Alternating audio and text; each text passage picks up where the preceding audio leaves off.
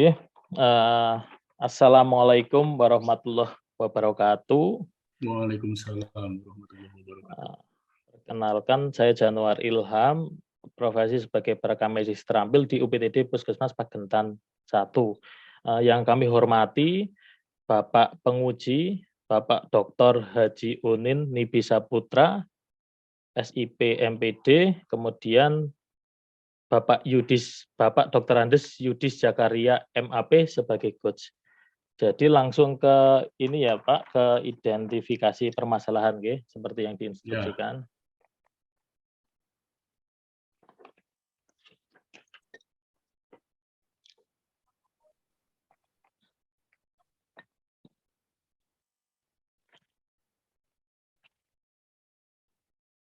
Nah, ini untuk identifikasi masalah itu setelah saya selama 3 bulan bekerja di UPTD Puskesmas Pagentan 1.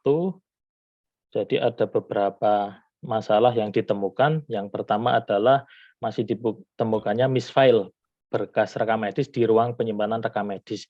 Yang kedua, penggunaan sistem informasi manajemen puskesmas yang belum maksimal. Yang ketiga, penggunaan mesin antrian pasien yang belum maksimal. Yang keempat adalah ketidakamanan ruang penyimpanan rekam medis.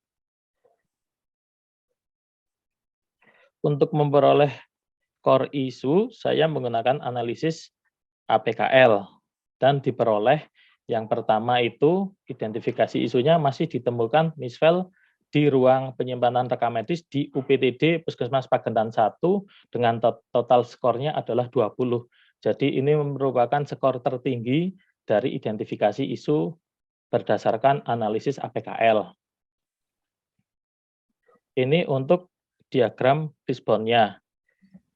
Untuk mencari yang selanjutnya terkait dengan gagasan utamanya tadi, yang terkait dengan men-nya itu, yang pertama adalah kurangnya pengetahuan petugas rekam medis terkait dengan trace rekam medis. Yang selanjutnya penyisiran rekam medis itu tidak dilakukan setiap hari. Yang selanjutnya untuk material belum dibuatnya alat bantu sebagai pengganti berkas rekam medis yang sedang keluar dari tempat penyimpanan. Yang metodenya adalah belum adanya SPO terkait dengan tracer rekam medis. Yang selanjutnya itu diperlukan koordinasi dari pihak pendaftaran dan rekam medis. Untuk milionya antar petugas rekam medis belum memiliki sinkronisasi terkait dengan tracer rekam medis. Jadi permasalahannya ditemukan yaitu masih ditemukannya misfile di ruang penyimpanan rekam medis. Jadi setelah itu ditentukan melalui prioritas akar masalah dengan menggunakan USG yang dimana didapatkan untuk penyebab masalahnya yang paling tinggi adalah belum dibuatnya alat bantu sebagai pengganti berkas rekam medis yang sedang keluar dari tempat penyimpanan. Selanjutnya yaitu setelah kita melakukan analisis USG, kita mendapatkan core isunya yang tadi, yaitu belum dibuatnya alat bantu sebagai berkas rekam medis yang sedang keluar dari tempat penyimpanan. Dan gagasan kreatifnya yaitu adalah sebuah inovasi yang belum pernah ada sebelumnya di UPTD Puskesmas Pagentan 1, yaitu perancangan tracer rekam medis untuk mengendalikan misfile berkas rekam medis pada bagian filing di UPTD Puskesmas Pagentan 1 Kabupaten Banjarnegara. Nah, ini untuk kegiatan aktualisasinya itu ada 5. Yang pertama terkait dengan konsultasi dengan mentor, terkait dengan penyusunan aktualisasi, yang kedua penyusunan dan pengumpulan materi terkait tracer rekam medis, yang ketiga perancangan tracer rekam medis, yang keempat implementasi desain rancangan tracer rekam medis di UPTD Puskesmas Pagentan 1, yang kelima adalah evaluasi pelaksanaan tracer rekam medis. Nah, ini untuk salah satu contoh kegiatannya, saya mengambil kegiatan 3, yaitu menentukan desain. Tahapan kegiatannya menentukan desain tracer rekam medis. Untuk output hasilnya adalah jenis media terbelah adalah kertas sampul dengan ketebalan 80 gram. Keterkaitan dengan mata pelatihan yaitu adaptif, yaitu inovatif dan proaktif. Setelah itu berorientasi pada pelayanan, yaitu memenuhi kebutuhan masyarakat dan puskesmas. Analisis dampaknya menyajikan desain tracer yang dapat dipercaya dan dipertanggungjawabkan. Ini untuk rencana jadwal kegiatannya dimulai dari minggu ketiga bulan Agustus sampai September nanti tanggal 20 pada minggu ketiga juga. Yang selanjutnya untuk matrik rekapitulasi rencana habituasi nilai-nilai dasar PNS berakhlak. Yang pertama berorientasi pelayanan itu ada jumlahnya adalah 5, untuk akuntabel adalah 5, untuk kompeten adalah 9, untuk harmonis adalah 4, harmonis adalah 2, untuk loyal adalah 3, untuk adaptif itu 8, kolaboratif adalah 2. Jadi jumlah nilai-nilai dasar ASN berakhlak yang diaktualisasikan per kegiatan adalah 34. Terima kasih, demikian Bapak presentasi dari saya. Terima kasih Bapak atas perhatiannya. Mohon untuk masukannya mungkin dari Bapak Dr. Unin Nibisa Putra selaku penguji. Matur nuwun Bapak.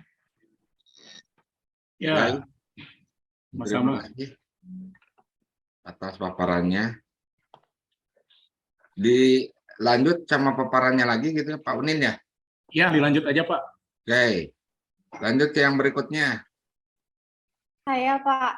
Saya, ya. Ada 2 cowok saya, Mas Ilham di sini dan di sebelah ada Mas Bibit.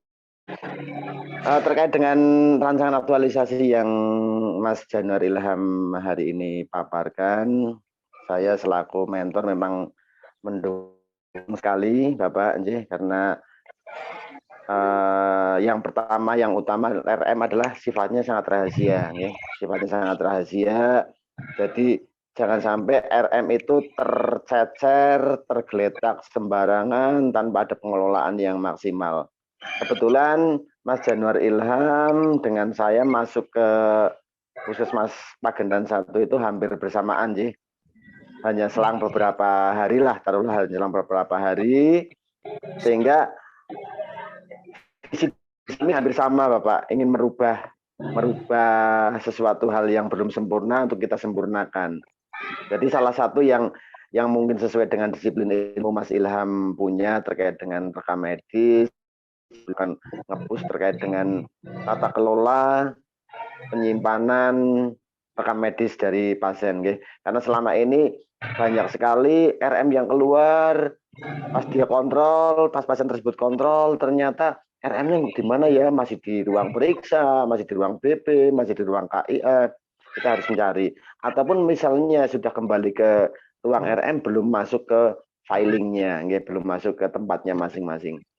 Itu beberapa hal yang mungkin memang menjadi keprihatinan kami, keprihatinan saya, keprihatinan Mas Januar Ilham, karena puskesmas kami memang warisan zaman Jepang, Bapak, itu Dr. Nuruddin itu, sudah beberapa dekade yang lalu sampai dengan hari ini beliau sudah berpindah tempat tugas beberapa kali, puskesmasnya masih tetap sama, jadi memang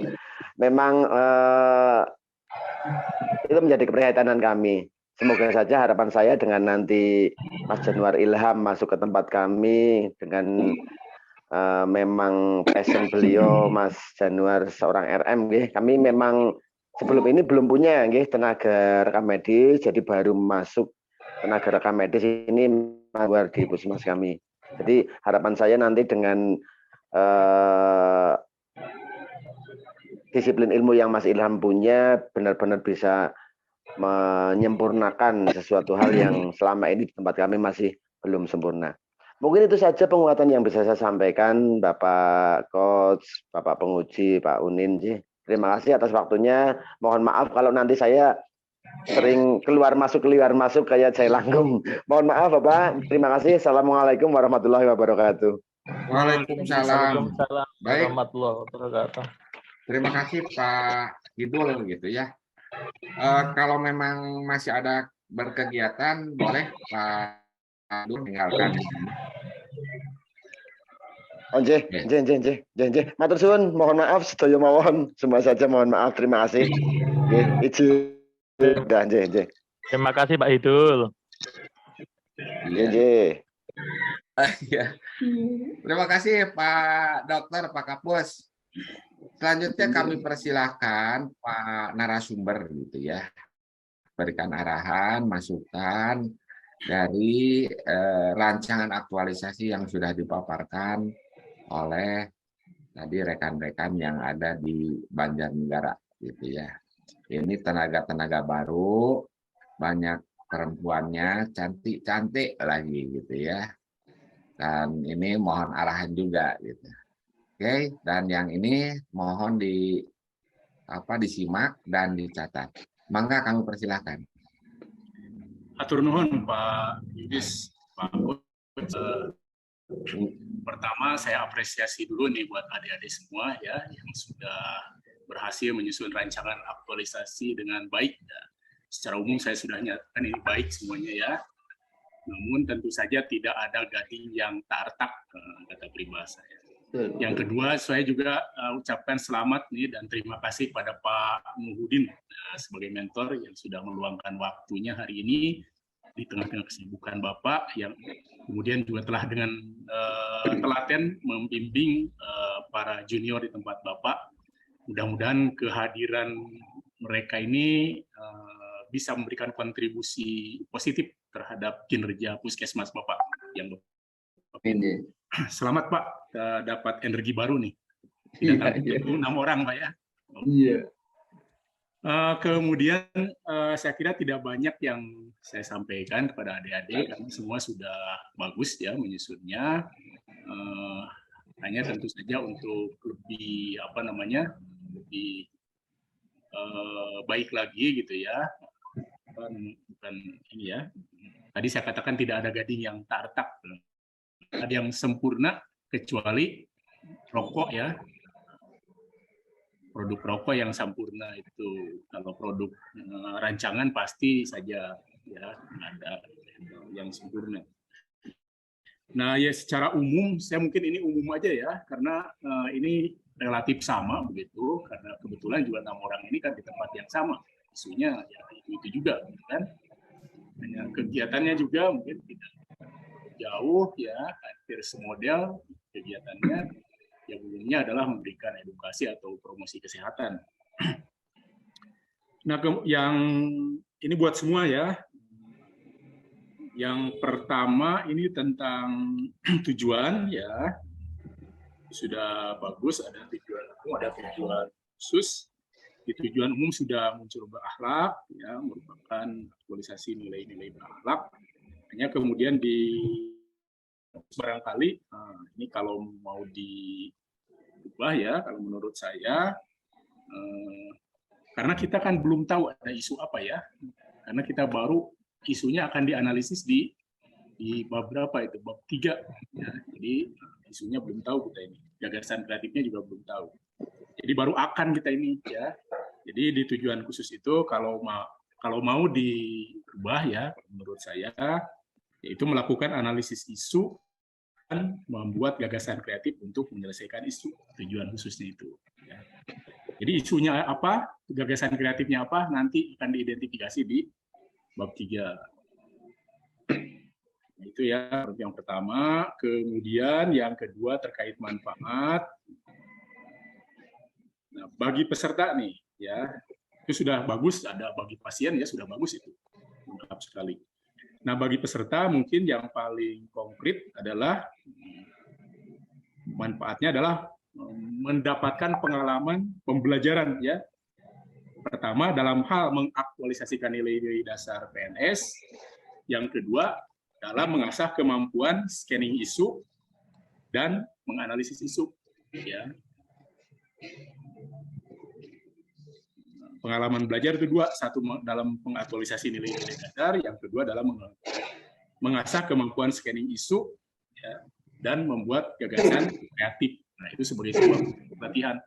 Manfaatnya itu belajar di situ ya, untuk kedepannya selalu diharapkan keberlanjutannya Anda ini bukan berhenti pada saat selesai latsar, tapi kepedulian, kepekaan terhadap isu-isu di tempat kerja itu terus dibiasakan, dihabituasikan. Ya. Kemudian bagaimana Anda selalu mengembangkan pemikiran-pemikiran kreatif untuk menyelesaikan masalah-masalah atau isu-isu yang ada di tempat kerja Anda. Ini juga diharapkan menjadi sebuah habit ya di tempat kerja Anda yang terus-menerus dilakukan, gitu ya, sehingga nanti akan menjadi sebuah karakter, ya, karakter PNS yang selalu bertindak, berucap, bertindak itu didasari oleh nilai-nilai dasar PNS, ya, nilai-nilai dasar berakhlak. Kemudian juga selalu peka, ya, dengan apa yang terjadi di tempat kerja, selalu peduli dengan isu-isu, dengan masalah. Ya. Kemudian juga selalu berusaha mencari gagasan kreatif untuk menyelesaikan masalah-masalah itu. Jadi jangan a priori dengan apa yang terjadi dengan isu atau masalah yang ada di tempat kerja, ya. Jangan tidak mau tahu, harus tahu dan harus mampu memberikan solusi, gitu ya.